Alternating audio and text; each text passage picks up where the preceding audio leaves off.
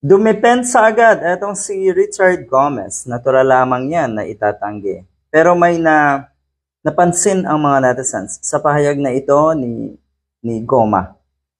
Nauna na ibinalita po, yun nga, mukhang ang tinutumbok ng pahayag ni Kerwin Espinosa nga ay etong si Richard Gomez at ang kanyang asawa. Sa balita na ito ng ABS-CBN, tignan niyo po, Leyte, 4th District Representative Richard Gomez has brushed off the allegations made by Kerwin Espinosa after an assassination try on the Albuera mayoralty candidate and self-confessed drug lord left wounded on Thursday. Anong sabi ni Gomez? Huwag daw paniwalaan ang isang katulad ni Kerwin Espinosa. Huwag daw paniwalaan. Huwag niyo daw paniwalaan ang isang katulad ni Kerwin Espinosa na isang self-confessed na drug lord niya daw. Sabi nito si Gomez. Huwag paniwalaan. Magandang depensa ba yung ganyang statement na daw si Goma?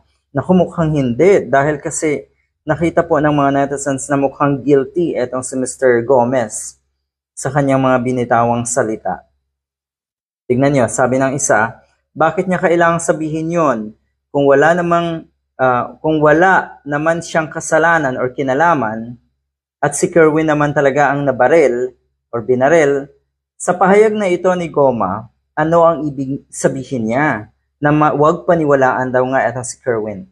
Medyo nawiwirduhan ang mga kababayan natin dahil tila ba guilty itong si Richard Gomez at binanatan agad, dumipensa agad sa statement nga na ito ni Kerwin Espinosa. May isa pa tayong nabasa tungkol nga dito sa issue na ito. Ito yon. Ano raw kasi, kahit ano raw na iutos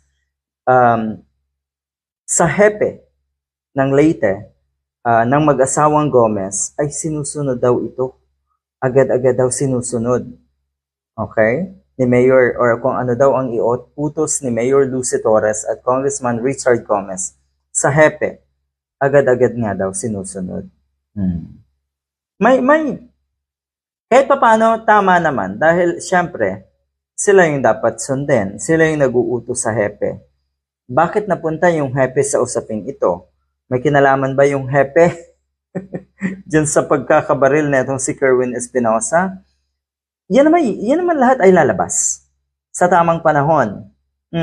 Lalo't ngayon, lalong naging desidido nga itong si Kerwin Espinosa sa nangyaring ito para tumistigo laban naman kay Duterte. Lahat yan ay may koneksyon. Lahat yan ay konektado. Kay Digong. Good luck.